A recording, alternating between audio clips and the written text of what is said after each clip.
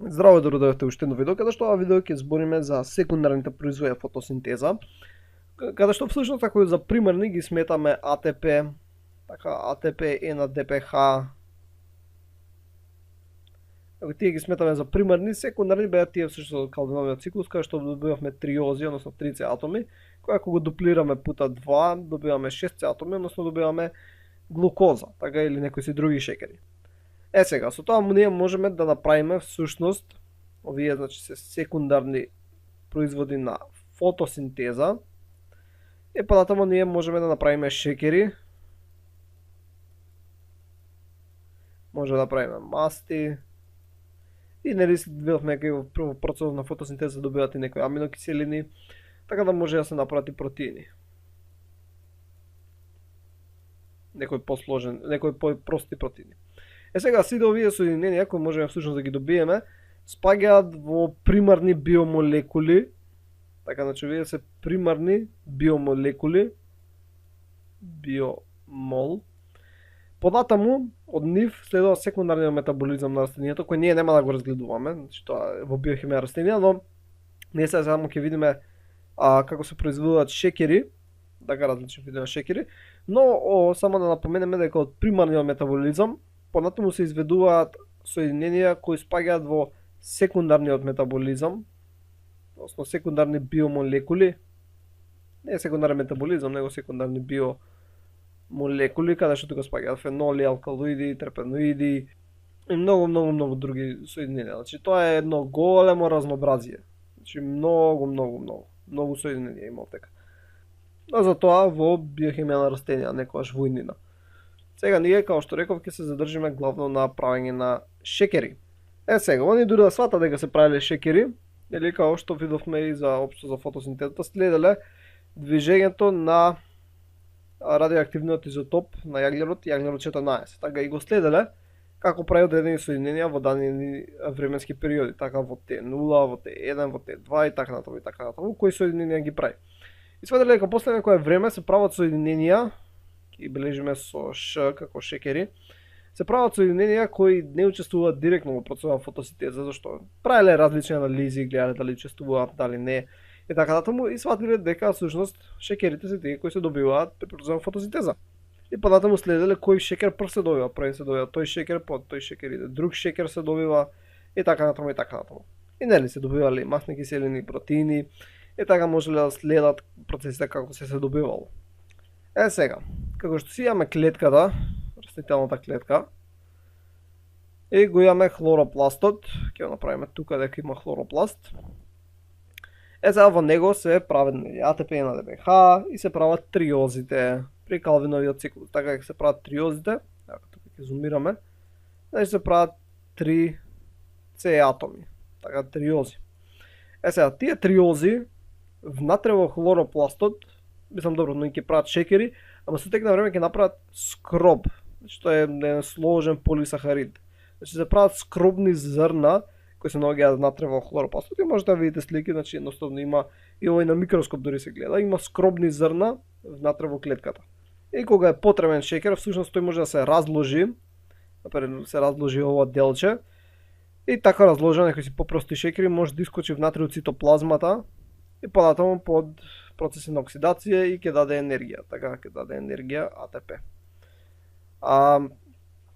Значи скробот се складира во хлоропластите, додека сахарозата, ќе направам како со виолетово топче, како виолетово шекерче, кој е попрост шекер, значи тоа е дисахарид, изграден глукоза и фруктоза, таа се создава во цитоплазмата.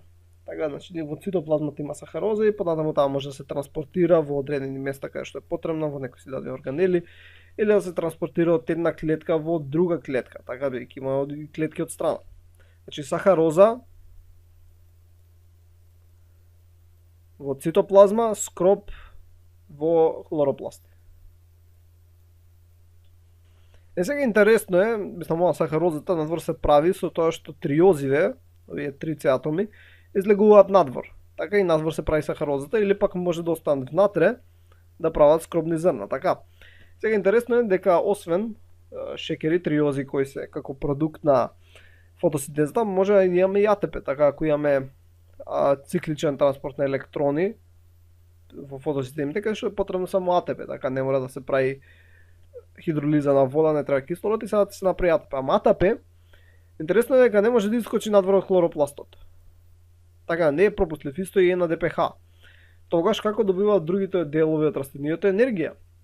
Едноставно фосфорот од АТП може да се прикачи на овие триози и како таков да искочи надвор. Така, прикачен за триозите, ќе искочи надвор. Или пак на некои други шекери или некои други соединенија. Интересно е дека протеинот, низ кој излегува како ваков, значи бидејќи овде има протеини, така, има протеини на мембраната низ кој излегуваат овие триози со фосфор, и овој протеин е транслокатор на триоза фосфати. Сега интересно е дека за секој изнесен 3C кој има фосфор на него, така за секој што излегува, влегува по еден, со која боја да го направам, темносина, влегува по еден фосфор, PI. Значи за секој изнесен 3C со фосфор влегува еден фосфор. Веќе ова е еден вид котранспортер. Така и ова е многу важно, иначе ќе се потрошеше фосфорот внатре во хлоропласт. Така, ако постојано излегуваше фосфорот врзан со триозите, ќе снемаше фосфор внатре во хлоропластот. И затоа при секој излегување на 3C со фосфор влегува фосфор внатре. Цело е регулирано спрема енталпија, ентропија, енергиите. Значи се е запазено во врска со енергија, ама тоа е се пресметано со големи пресметки. Тоа е веќе длабока хемија. Но добро, ова е една интересна работа, дека фосфорот излегува на тој начин. Но исто така енергијата се користи како шекерот, бидејќи шекерот, зошто воопшто се прави шекер? Така, едноставно шекерот е складирана форма на енергија, бидејќи хлоропластот, мислам, растителната клетка како што си е, она е осветлена, така, и она сега ќе прави АТП, ќе прави НАДПХ, ќе асимилира CO2 и ќе прави триози. А поентата е зошто само не си прави АТП и само АТП да се транспортира и секи има енергија, така. Мислам, добро, триозите се потребни за правење на супстрати на нови материјали, но исто така триозите се, мислам, самите шекери се складирана енергија. Значи тоа е буквално складирана енергија, бидејќи постојано е клетката изложена и она се складира и тоа што складира вишокот, всушност се користи на пример од скробот, ќе се направи еден материјал, па тој материјал ќе се направи друг материјал и на крај ќе порасне растенијето. Но може и да го искористи тој за енергија. Мислам, ние го користиме, нели, кога јадеме овошки или нешто, тоа е скроб или фруктоза, има и други шекери, кои ние ги користиме, бидејќи тоа е буквално складирана енергија. Со сите тие процеси всушност на формирање се пренесува енергијата од понестабилни во постабилни соединенија, па на крај се складира веќе се троши. Всушност енергијата која се троши, која се донесува од фотоните од сонцето, се троши за од постабилно да помине во понестабилно соединение и всушност така е складирана, така и понатаму тоа се разложува и повторно ја добиваш енергијата назад. Но добро, ајде сега забегувам малку физика. Но добро, ова сега што го спомнав е главната идеја. Сега ќе видиме како се синтезира првично скроб во... Добро, сега ќе почнеме со синтеза на скроб во хлоропластите. Сега, главно скробот доаѓа од фруктоза 6-фосфат. Сега, фруктоза 6-фосфат може да се добие или да искочи од калвиновиот циклус, односно редуцискиот пентозен циклус, или пак да се добие од триозите. Така, сега фруктоза 6-фосфат или ќе искочи од калвиновиот циклус, нели беше фруктоза 1, бифосфат, па станува фруктоза 6-фосфат. Сега може да се добие од двете триози, каде што триозите всушност беа глицералдехид 3-фосфат. Добра, нека биде фосфат. Нели една ваква, еден глицералдехид 3-фосфат се издвојуваше при вртење на еден калвинов циклус. Така. Сега, таква плюс уште една, каде што едната ќе премине во дихидроксиацетон фосфат, ќе дадат, всушност ќе дадат фруктоза 1,6 бифосфат, која ќе премине во фруктоза 6-фосфат. Значи, главно скорбот ќе се прави од фруктоза 6-фосфат. Сега, дали фруктоза 6-фосфат ќе искочи од самиот редуктиски пентозен циклус, или ќе се формира од триозите кои се добиваат при калвиновиот циклус, нема врска, така, значи може на два начина да ги добиеме, но поентата е започнуваме од фруктоза 6 фосфат. Да го избришеме овдека. Значи почнуваме од фруктоза 6 фосфат, која со помош на, ќе земам зелена боја за тоа. Тука сега имаме еден ензим кој е хексозофосфатна изомераза. Значи хексозофосфатна изомераза, која всушност изомераза го претворува во глукоза 6 фосфат. Така, сега имаме глукоза 6 фосфат. Глукоза 6 фосфатот со помош на ензимот фосфоглукомутаза, значи сега повторно имаме друг ензим, поместиме малце, фосфоглукомутаза, преминува во глукоза 1 фосфат. Потоа оваа глукоза 1 фосфат всушност се врзува со помош на се врзува со АТП со помош на АДП, глукозна пирофосфорилила. Значи овдека додаваме, ева ќе направиме, ќе оставиме ензимот. Ете го ензимот и плюс дека АТП се троши, преминува во АДП. Односно не преминува АТП во АДП, него всушност ќе се искочи еден фосфор од АТП. Значи, да, АТП преминува во АДП, ама АДП ќе се прикачи на глукозата. И плюс овој фосфор ќе се изгуби од глукоза 1 фосфатот. Значи всушност два фосфора ќе се изгубат. И сега ќе се добие всушност АДП глукоза. Значи ќе се добие АДП глукоза. И сега од тука всушност имаме како енфит активирана глукоза. И сега ќе учествуваат два ензими за да изградат амилозата и амилопектинот. Веќе ако не знаете, скробот, сега ќе идеме понаму, сега само едно кратко подсетување, че скробот има као вака синџир од глукози, така, поврзани, и овие се поврзани со 1,4 алфа-гликозидна врска, така. Сега може да се навракаме биохемија, но тоа е главното, и сега има 1,6 која доаѓа вака на страна. Сега всушност 1,4 е како амилозата, ова 1,6, ова гранката странично, му доаѓа како амилопектинот. И тоа е главното, и затоа има два ензими, едните кои ставаат во 1,4 насока, кои поврзуваат едните во 1,6. Сега, АДП глукозата, значи може да биде под дејство на два ензима. Првиот ензим е глукозилна трансфераза, која е всушност потребна за градење на алфа-1,4 гликозидните врски. Но за ова да започне треба еден вид праймер, алфа-глукан, односно алфа-глукоза, алфа-глукан. Ако не знаете од што зависи алфа или бета глукоза, значи идете у биохемија, но главното е со ОХ групата.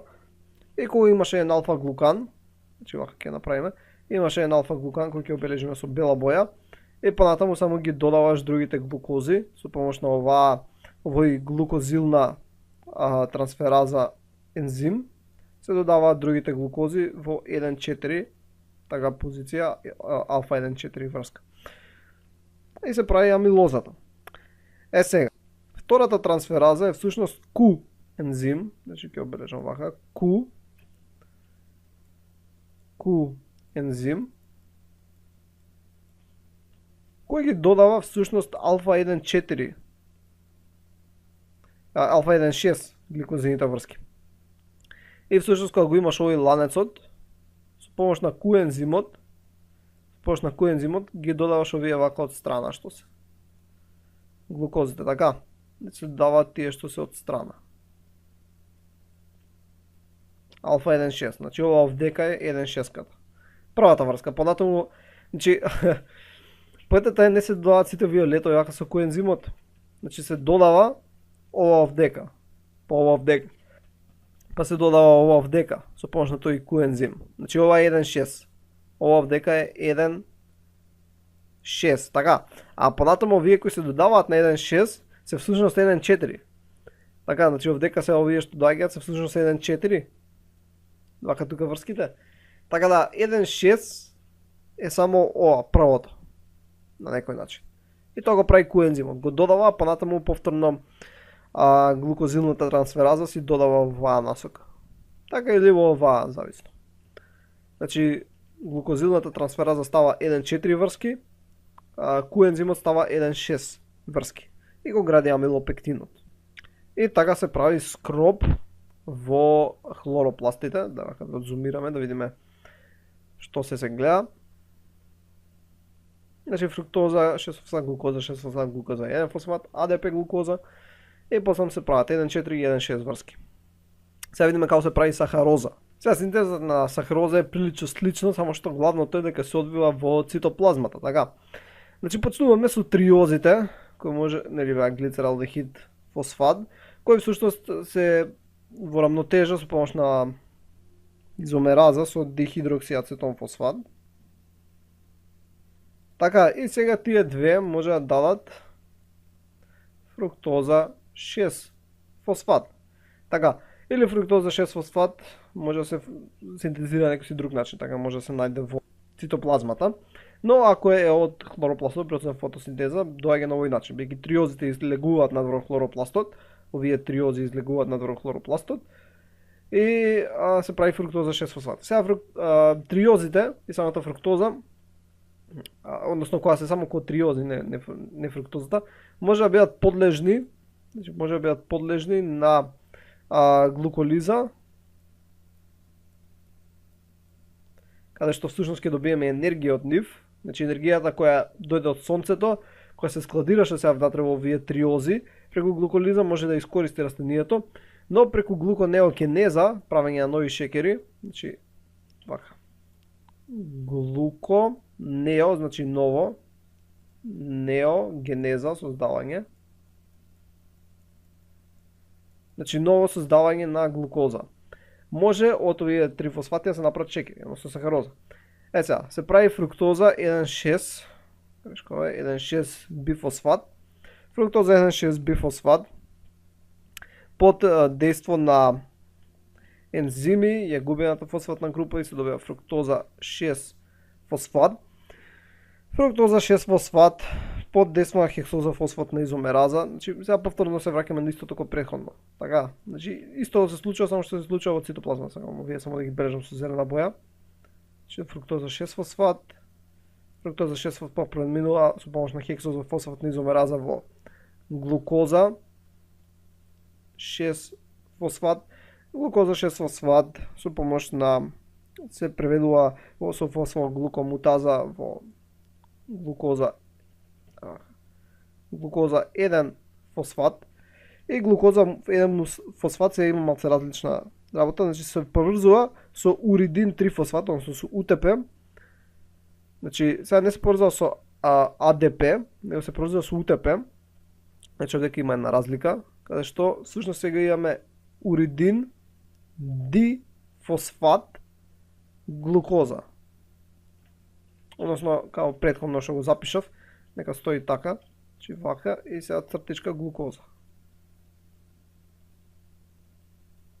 Значи не е аденин, него е уридин. Е сега, овој уридин дифосфат глукоза, под дејство на ензимот сахарозо фосфатна синтетаза се врзува со една молекула на фруктоза 6 фосфат. Сега ќе бележиме дека со виолетова боја. Значи ова плюс фруктоза 6 фосфат се врзуваат заедно со помош на сахароза фосфатна синтетаза и всушност се добива сахароза фосфат плюс уридин. Значи се добива сахароза фосфат. Ќе оставиме фосфатот кој со жолта боја, само нека стои, плюс уридин дифосфат. Така, значи, всушност ова се откачува, сега ќе брежам со бела боја, нека стои фосфат, се откачува уридин дифосфат, глукозата со фруктоза 6 фосфат се приспојуваат и се добива сахароза фосфат плюс уридин дифосфат. И понатамо оваа сахароза фосфат под дејство на сахароза фосфатна фосфатаза се отстранува фосфорот, значи фосфорот се отстранува и останува само сахароза. И ете добивме сахароза.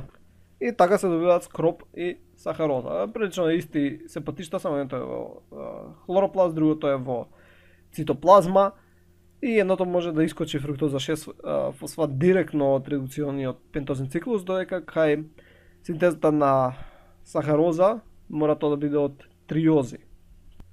Сега до сега видовте колку всушност е сложен. Мислам, не е всушност многу сложен процес на создавање на скроп и сахароза, но сепак се само накратко ќе напоменеме како тој е регулиран. Значи регулацијата на синтеза на скроп, односно на сахароза, може да биде регулирана во скоро сите чекори на незината синтеза, така на почеток како започне со светлата фаза на ниво на создавање на АТП, односно НАДПХ. Така, ако има некои фактори кои може да влијаат да не се создадат, тошка нема да се случи и темната фаза. Ако не се случи темната фаза, нема да се вгради CO2, така нема да се вгради CO2 во калновиот циклус, нема да има синтеза на скроп. Но и ако имаше синтеза на скроп, ензимите кои се одговорни за синтеза на скробот може да бидат афектирани некакви си субстанции или некои други ензими, или пак транспортот на триози, значи 3C, кои излегуваат надвор од хлоропластот преку транслокаторите на триозофосфати. Исто на ензимите кои се потребни за формирање на сахароза во цитоплазмата. И самиот транспорт на овие шекери надвор од клетката во сите органи на растенијето. Значи во секој од овие чекори буквално може да биде регулиран процесот. И таа овој процес може да биде ефикасен само ако сите овие процеси се координирани помеѓу себе и адекватно модифицирани спрема сигналите од надворешната средина. Затоа и поради тоа што се вршат различни функции во различни органи, така дали имаме во еден орган или во друг орган, или фотореспирација или периксозоми се вклучени.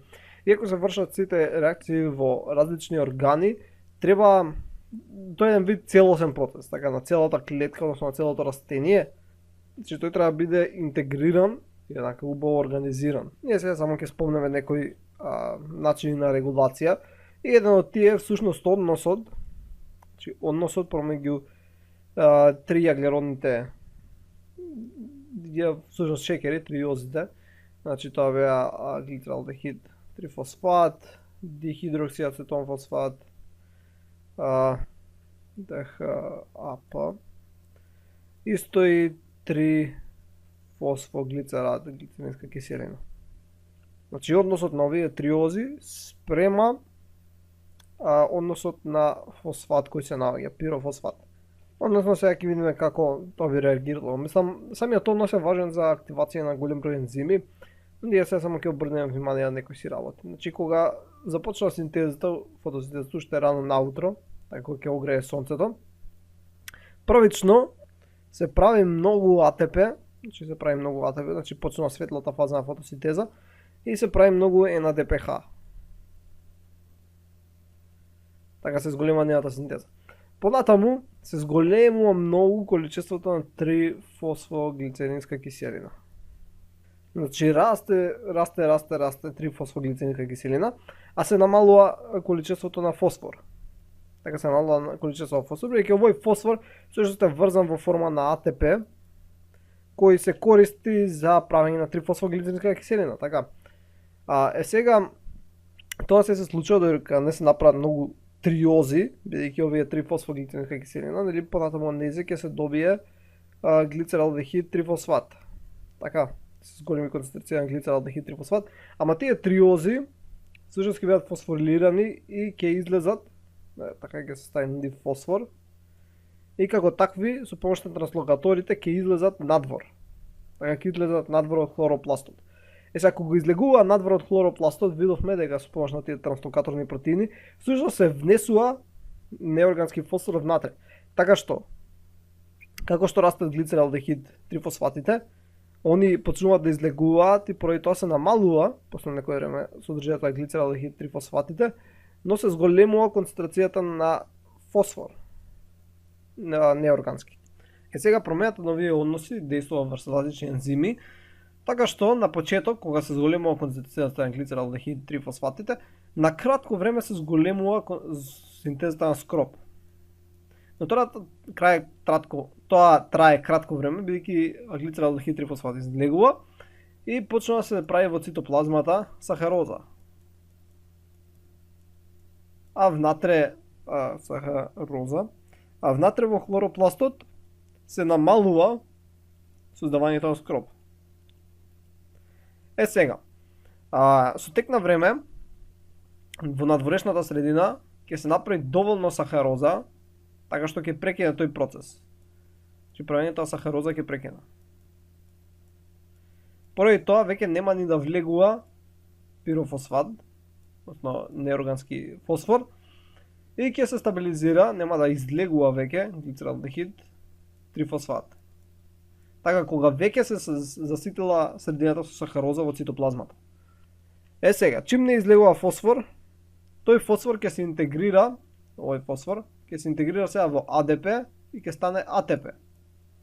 Така, сега, чим ќе се намали концентрацијата на овој фосфоров дека, може да се активираат различни ензими, бидејќи тие се инхибирани од големата концентрација на фосфор, со што сега ќе почне да се синтетизира скроб. И додека се прави скроб, всушност се троши сахарозата која е во цитоплазмата и веќе ќе се стемни, и веќе чим ќе се стемни, да речеме тоа е навечер, чим ќе се стемни, веќе нема АТП, нема ензими кои се активирани од светлина и веќе нема праење на скроб.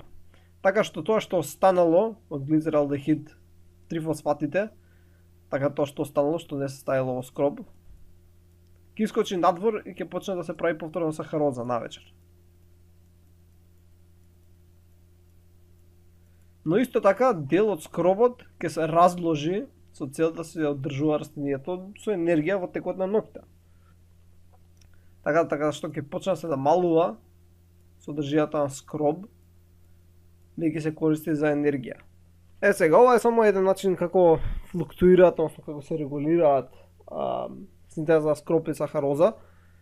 Сега не навлегував овде некои детали, бидејќи овдека ова е поврзано со ензимите АДП глукозна пирофосфорилаза, фруктоза 1,6 бифосфатаза, скробна фосфорилаза и така натаму и така натаму. Значи има многу ензими кои се контролирани зависно од различни соодноси на различни соединенија кои ги имам во цитоплазмата или во хлоропластот и зависно од дали има светлина или нема. Така што си има некаква регулација, не е тоа без контрола. И тоа беше се за синтеза на скроб и сахароза. И во наредното видео ќе видиме продуктивноста и некои ограничувачки фактори на фотосинтезата општо како процес. Довидување.